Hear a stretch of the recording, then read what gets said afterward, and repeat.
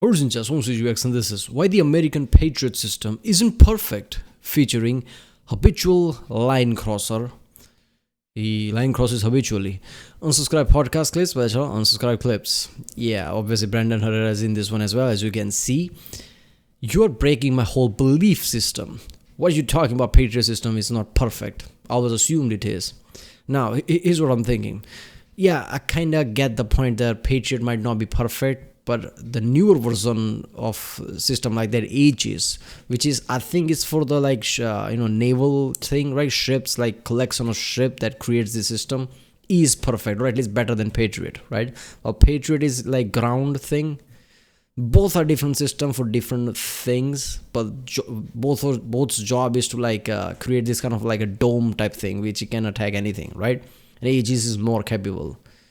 There must be a way to basically integrate both of them together, where Patriot and Aegis can work together. F-35s in the air can basically just like coordinate things, and I'm just going crazy just thinking about this, as you can already understand.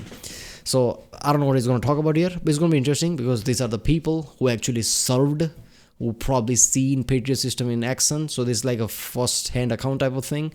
So let's watch it. The way radar works is, imagine you walk into a room and it's pitch black, and you have to figure out who is in there by their sound, how they move, and how they smell.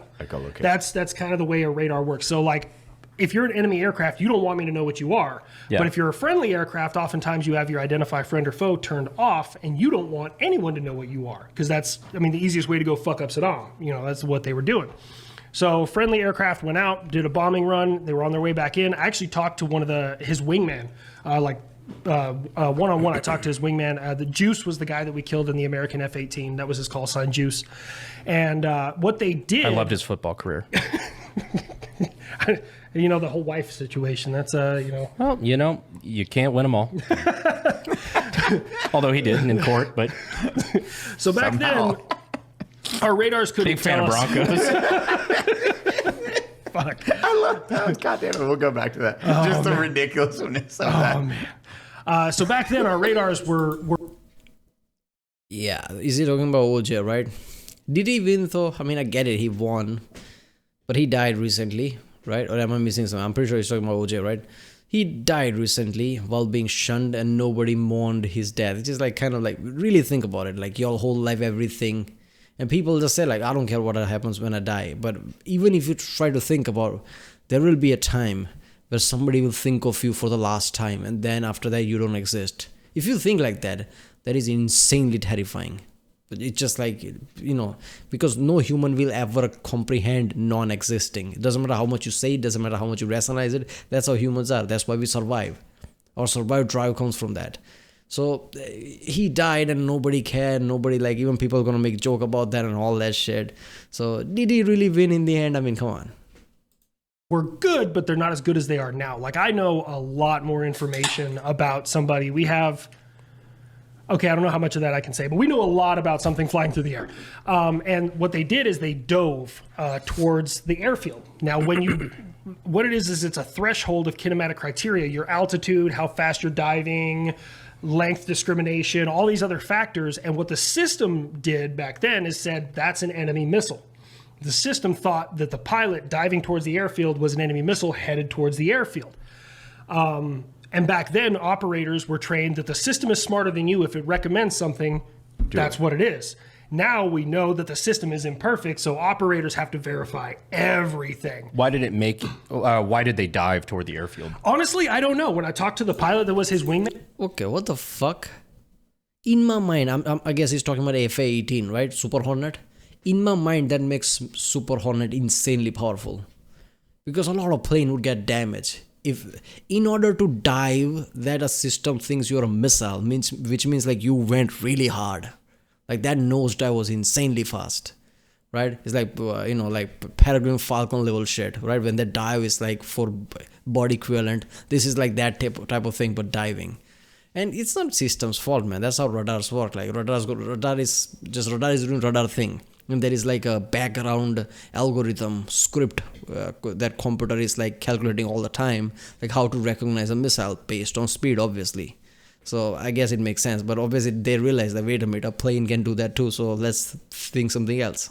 Man, he straight up admitted, he's like, we were instructed to dive towards the airfield, and he goes, to this day, I have no idea why we did that. That's very Strange. Random and telling at the same time. Yeah, he doesn't know why. He explained that they It's used a conspiracy from Big Missile.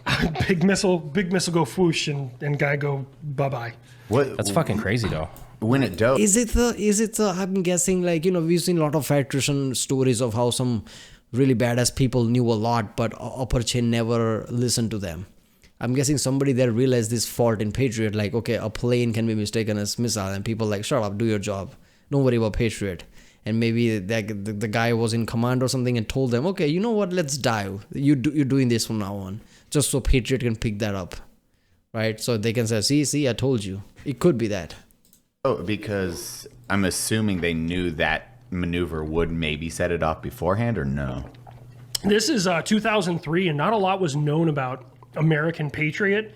And back then, pilots weren't really well instructed on air defense, like American air defense. They were taught a lot about the enemy. But then back then, we also didn't know too much about our friendly air capabilities. The guy came off of the USS Kitty Hawk, which is crazy because my brother served on the Kitty Hawk. He was an old carrier, diesel carrier. And I've heard rumors that he actually successfully ejected and then drowned in the lake. Oh, shit. Don't know how true that is. I've heard rumors of it. I have no idea what the truth is there, but they did. But they kind of got us back. The Air Force got us back because there was a British Tornado shot down. Same situation. They dove towards the airfield, and we smoked 2 British pilots. The F-18 dove towards the airfield, smoked an F-18, and F-16 actually saw the radar, picked up the radar. The radar knew it was an F-16, so it was like, hey, I'm going to leave it alone. The F-16 didn't know the radar was the radar. It came around behind it and smoked it with an anti-radiation missile. So yeah, they kind of got him back. Yeah. Iraq 2003 was a wild place for air defense. What the fuck is happening, man? Wait a minute. F-16 can't do it by itself, so I'm guessing...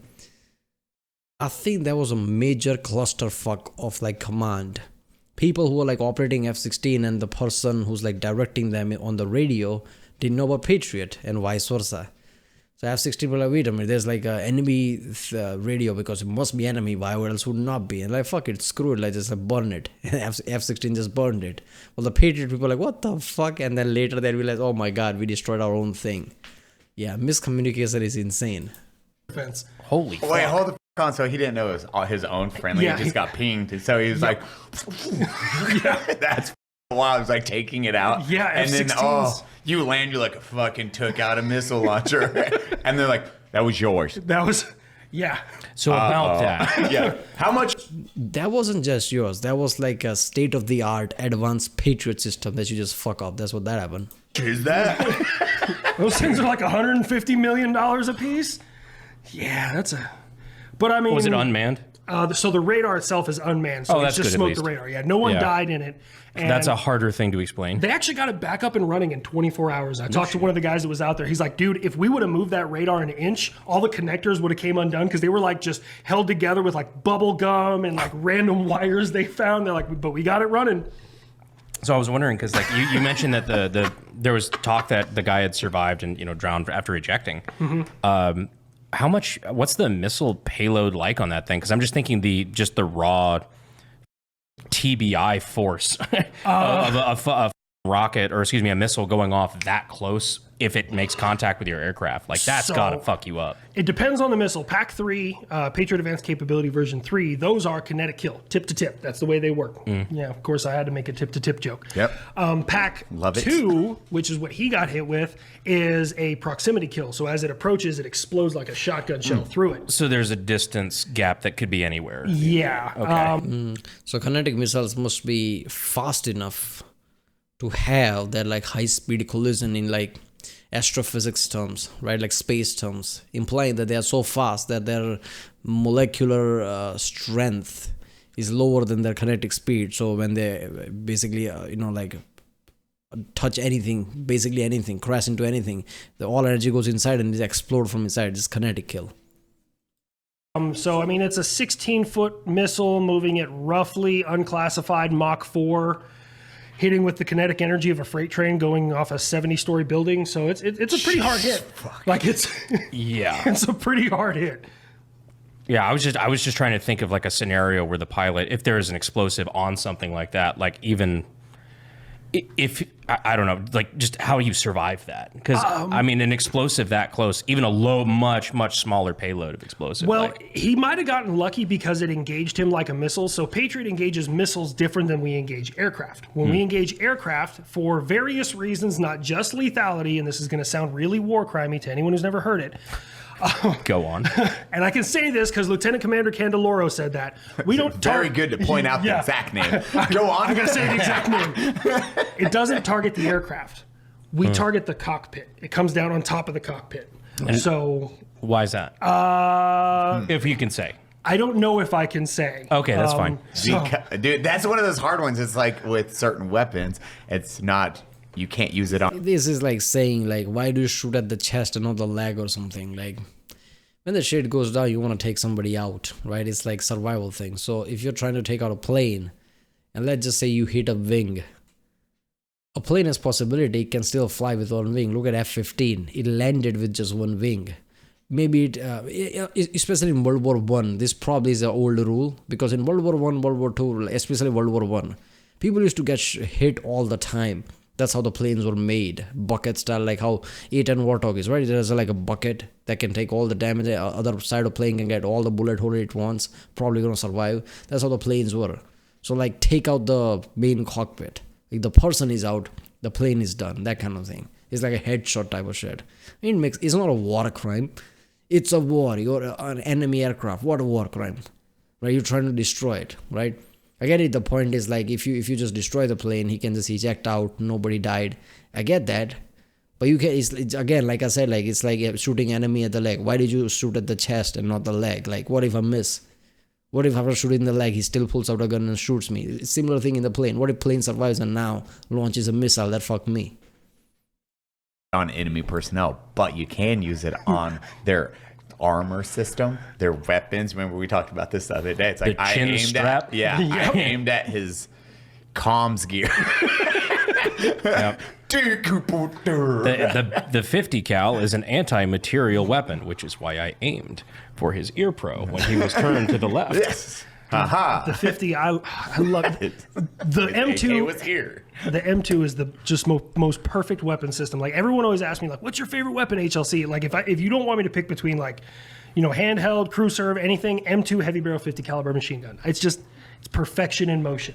It didn't. Doctor. There we go, Doctor. If you have somebody who accurately headspace, I mean, M2 50 cal Browning. How old is that? Like, insanely old. Nobody still has alternative to that. That's still the most powerful gun there is, right? Like, that's how good it was. Like, what else you gonna make? It's a 50 cal machine gun that works. Why would you change it? Change it with what? Change caliber? Like it's just like bigger caliber gun. At this time, it's not manned. Right? A lot of tanks and ship have like higher caliber guns. But proper human held, like like a tripod or properly held machine gun is 50 cal. It's M2. Why would you change it? in times that gun, it runs. I have a confession to tell you, and this may hurt your feelings a whole lot. Oh dear. The newer versions we have in the Army, They do it themselves. shove in, twist, done. That hurt my feelings. No. I know that. Yo, I'm sorry. The hours I spent on stupid classes. And they fire better dirty. Don't ever clean your M2. You give it a quick wipe, some CLP, move on. They fire better dirty. You want a girl with some experience, you know? Oh yeah, of course. Dude, once I heard that, I was like, get the fuck out of here. You just have to screw this in, and then it locks in, and then that's it. Yep. I'm like, yeah, you don't do the 3 rotations out. Look at the window. Okay, it's good. Put in no. But I still know how to headspace in time of Yeah, 50. I go still know how no to do it. gauge, and you're doing all. All this applies to everything. Like people who just pilots, right? Back then need to learn a million things. Like they literally flew the plane. It was in their hand. Pilot can fuck up, otherwise when they're landing, they'll crash. Like just imagine like back then, how intense pilot training must have been. And now just like they basically work on autopilot. A lot of planes nowadays can't even park, like land with autopilot. I mean, it's still like humans are there, but like they in very future, like not that far future from now, there won't be any humans flying the plane. That's how good they are, because already 80% of the time plane is flying itself. So they don't have to learn that much. So they would have the same thing, like, why the these people are not to learn? Because it got better. Same thing with cars. But years ago, I remember, like, you know, like I've seen some antique cars, like you need to twist this, you need to do that, you need to go all the way to front just to like start the car. Nowadays, people just sit down, press like a push start, and there you go. Everything's electric, everything by fly-by-wire. Who cares? All that dumb shit just for it to run right. That, and you really don't need to you don't need to do it every time after you know your gun. Where you're like, oh, okay, that likes to be screwed in all the way, and then you unscrew it 3 clicks out. Yeah. Boom. Like if you know your gun, you know what it likes. That's right in the sweet spot. Yeah. And you try to memorize that sweet spot. So you just make assembling and disassembling. If I remember, I mean, it was way 14 faster. years ago. I think my truck's 50 was 7 clicks. Yeah. Unless she was hot. When she was hot, it was 5. Ooh, thermal expansions, Yeah. motherfucker. That's You got a gun sitting on top of a truck at 120 degrees. Some shit's going to expand. Well, dude, it is terrifying when you use those, like the MGS system and then the thermals and how it compensates for, like when you're driving at 60 miles per hour hitting bumps, that the target doesn't move. When you're aimed at something, it's like the vehicle's like going everywhere. And it's just like chicken head, just gyroscope right onto your target. That's the same as an moving. Abrams. Just hold the Cadillacs, that gun will, you could turn that tank in every different direction, that gun's going to stay right where it's at. And then you see the rounds just like thunk, thunk, thunk. Boom, boom, boom, and you just see explosions in the thermal. You're like, hey. because those are the ones that they were doing the videos of the tanks firing after jumping a ramp and firing in midair because the gyroscopes were that good. Oh yeah, did you notice, if you pay real close attention to that video, the tank is riding a little bit lower after that because those tanks have torsion bar suspension, just like the Abrams. So they have a giant bar that's like this big that runs through the whole hull, and there's a wishbone on either end, and it twists the metal. That's the suspension on an Abrams main battle tank. And if you come down hard enough, you'll snap them motherfuckers, and you got to pull And just slam everything down, bro. apart. So Yep. it's just like the old school dude. One of the worst suspension systems you can ask for a car is a torsion beam. Not worst, the most basic. And that is why tanks have them, because they're basic, easier to replace. You don't want multi-link and like fucking like double wishbone and all that shit. 3-link, 4-link, 8-link or some shit like that. Oh, how the fuck am I going to repair that? I don't know. Let's ask technician. Let's bring the whole system in. By the way, it will take a week to repair. But meanwhile, enemy is coming. So that's why torsion bars are still there, right? But the cheapest cars you'll buy will probably have like torsion bars in the back, right? They'll add some springs to it and we'll call it like semi-independent or some shit. There's no, it's either independent or not.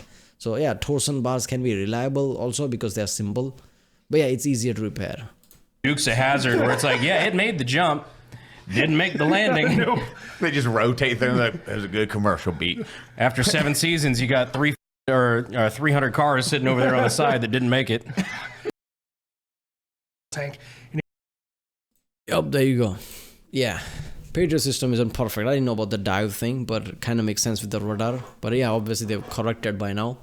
I bet that guy who told them to like, you have to dive, like there is no other reason to do that but just to like test that shit out. And I bet like he had some kind of like a scuffle with upper chain. He probably didn't realize that it's gonna get somebody killed, which is like fucked up. Because why would he just tell them to just do that? Doesn't matter why. Just dive. Why would a plane need to dive like that? What access is that? Yeah, that's just insane. Yeah, that's 2003. I mean, today with the AI drones and everything becoming reality, I think we are more than just radar. We are looking at more than just speed, right? Nowadays, all the systems can detect pinpointly. I wouldn't be surprised if like systems can detect what plane it is, right? It's not just not rocket, but it's F-18 or F-16. They can detect that probably. Right, well, that was why the American Patriot system isn't perfect. By channel Unsubscribe Clips. If you like more, don't forget to subscribe, and I'll see you next time.